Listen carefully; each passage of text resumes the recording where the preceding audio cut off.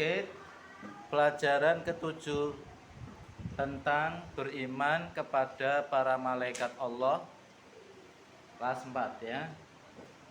Yang perlu anak-anak ketahui yaitu tentang makna beriman kepada malaikat Allah. Ada beberapa macam, diantaranya yang pertama, meyakini bahwa malaikat itu ada, meskipun keberadaannya tidak bisa dilihat oleh manusia. Jadi malaikat itu banyak anak-anak.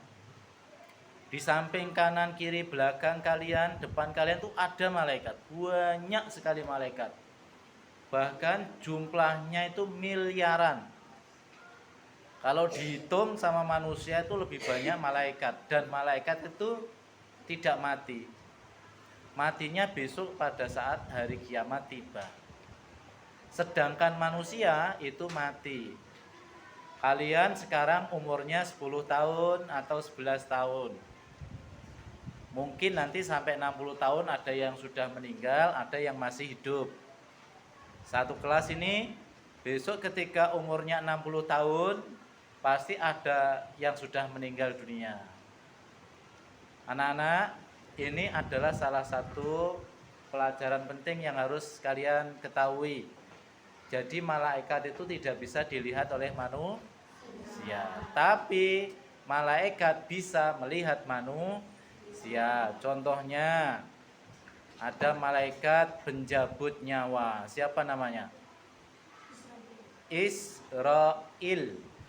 Kalau Israfil itu peniup sangkakala. Jadi besok kalau hari kiamat mau datang, itu tiba-tiba ada suara trompet yang menggelegar dari langit.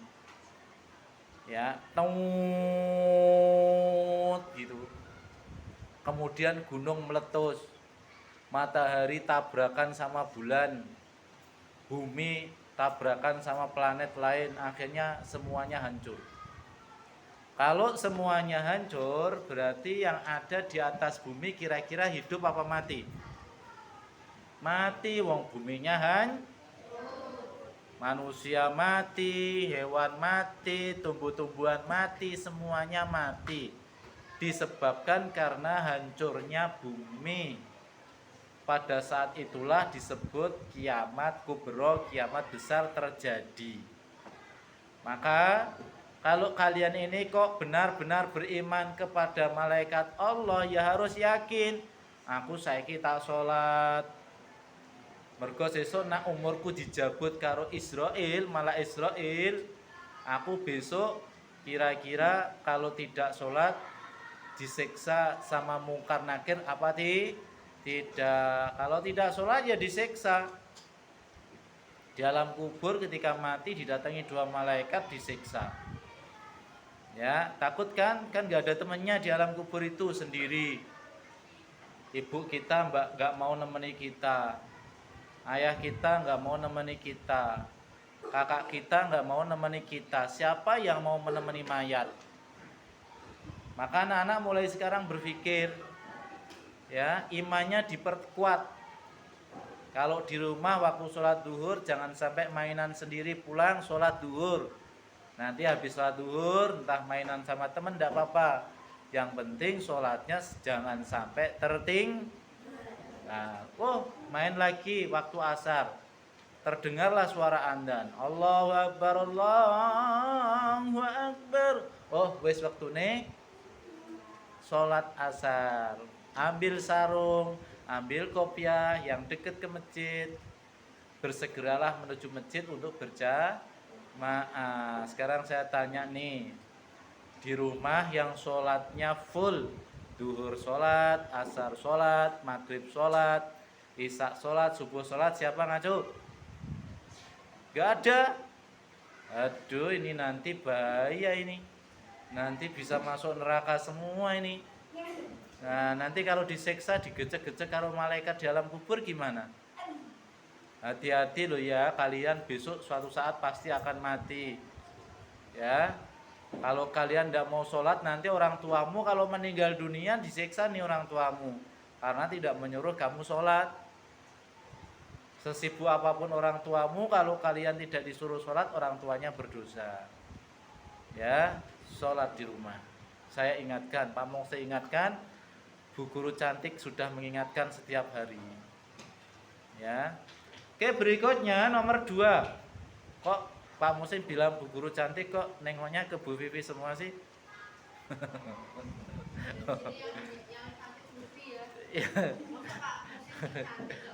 Ya, Bu Vivi cantik apa enggak? Cantik. Oke, lanjut. Oke, kembali ke lab. Kembali ke lab. Ya, just kidding ya anak-anak ya. Nomor 2, meyakini bahwa malaikat itu makhluk ciptaan Allah dan tidak boleh disembah. Jadi malaikat itu ciptaan Allah kayak manusia. Kalian ciptaan Allah, malaikat ciptaan Allah. Manusia ditugaskan untuk menjaga bumi, jangan sampai menghancurkan. Malaikat ditugaskan oleh Allah macam-macam tugasnya. Ada yang menjabut nyawa, ada yang meniup sangkakala atau trompet. Ini adalah beberapa makna. Ada juga kepada malaikat Allah. Ada juga yang menanyakan di alam kubur. Ada juga yang menjaga neraka. Siapa yang menjaga neraka? Malaikat Malik, wajahnya serem. Ya, wajahnya serem, punya taring seperti monster. Dia tidak mengenal belas kasihan. Ganteng kaya apa awakmu tetap digecek-gecek nak masuk neraka. Ya, jangan sampai masuk neraka. Siapa yang menjaga surga? Malaikat siapa? Ridwan. Malaikat Ridwan itu ganteng, putih, bersih. Yang masuk surga minta apa saja sama Allah diberi. Kalau sholatnya tekun, ngajinya bagus, tidak berani sama orang tua, di sekolah menurut sama bu guru, maka besok di surga Allah akan berikan rumah yang terbuat dari emas. Iya, mantap.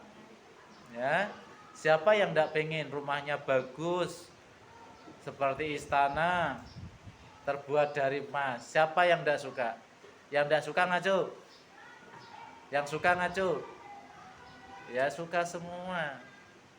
Berikutnya, yang ketiga, meyakini bahwa malaikat memiliki sifat-sifat khusus, selalu patuh kepada perintah Allah, tidak mati, diciptakan dari cahaya. Jadi malaikat itu patuh. Kalau disuruh jabut nyawa manusia seperti Israel, ya sampai besok hari kiamat dia akan terus menjabut nyawa. Termasuk anda besok yang jabut nyawa kalian Israel. Ada lagi malaikat yang ditugaskan untuk menanyakan di alam kubur sampai hari kiamat yo nakoi wong mati terus. Ya. Dulu nanya sama mbahmu yang mati.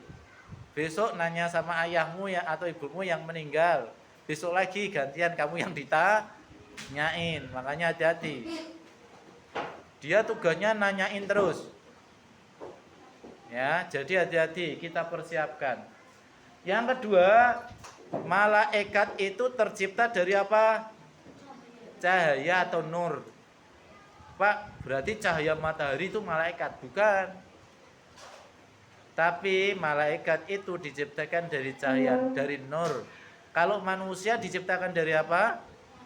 Tanah. Kalau setan? Api. Kalau jin? Asapnya api. Makanya kalau di film-film kartun tuh, jin datanglah, asap apa api yang datang? Iya, asap. Masuk kemana asapnya? Ke botol. Ya apa tidak? Maka kalau malaikat itu diciptakan dari cahaya, manusia diciptakan dari tanah, kemudian setan diciptakan dari api, jin diciptakan dari asap. Ini adalah bentuk daripada kita harus beriman kepada Allah dan para malaikatnya. Malaikat tidak kelihatan, tetapi kita harus percaya bahwa malaikat itu ciptaan Allah. Begitu juga kita, ya.